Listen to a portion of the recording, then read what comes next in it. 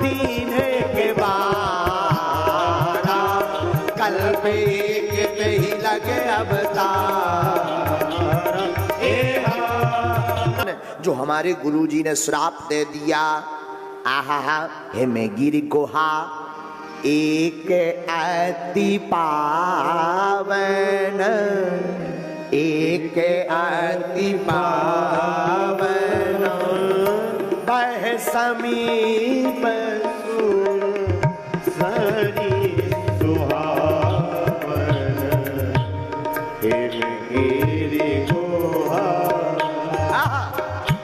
एक अति पावन, एक अति पावन, बह समीप सुर सरी सुहावन, आश्रम परम वासना का हनन कर देती है।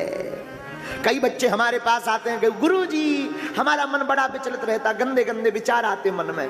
अरे तुम्हारी उपासना बहुत कमजोर है, इसलिए तुम्हारे मन में वासना के विचार आते हैं। चलचित्र देखना बंद कर दो, वासना भरना बंद हो जाएगी दिमाग में। सबसे ज्यादा वासना चलचित्र के कारण आती है। तो जब उपासना भगवान की भक्ति उच्च लेवल की हो तो वासना क्या खाक कर लेगी। आहा, तो नारद जी की भक्ति देख करके इंद्र ने कामदेव को भेज दिया।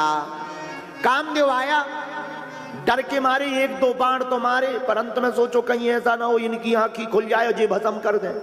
तो कामदेव पहले ही सरेंडर होगा, महाराज आपकी जय हो, क्षमा करो हम तो हार गए आपसे। नारद जी बोले वाह।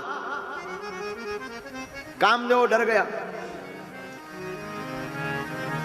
और जब काम कला कछु मुनहि न व्यापी, जब बिल्कुल भी काम की कला नहीं व्यापी, अब तो और इंद्र का दिमाग खराब। और धन्य है नारद जी। गोस्वामी जी बड़ी प्यारी बात कहते, भयउ न नारद मन कछु रोसा।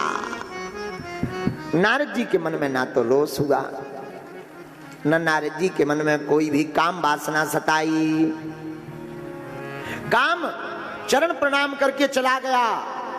नारद जी बड़े गदगद, इतने गदगद के आज हमने काम को जीत लिया।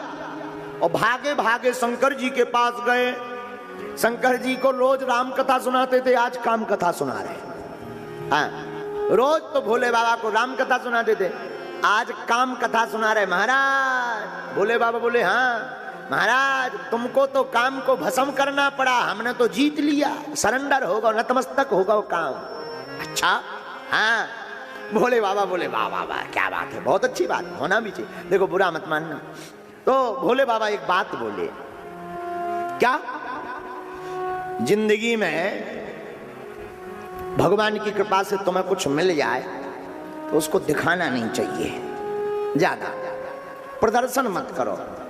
जो मिल जाए उसका दर्शन करवाओ, अपने आप प्रदर्शन हो जाएगा।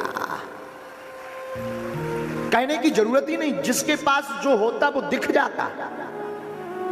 दिखाने वाले ज्यादातर लोग घाटा खाते हैं। अब जैसे एक गांव में एक चौबे जी रहते थे, चौबे उनने सोने का दांत लगवाया, सोने का दांत।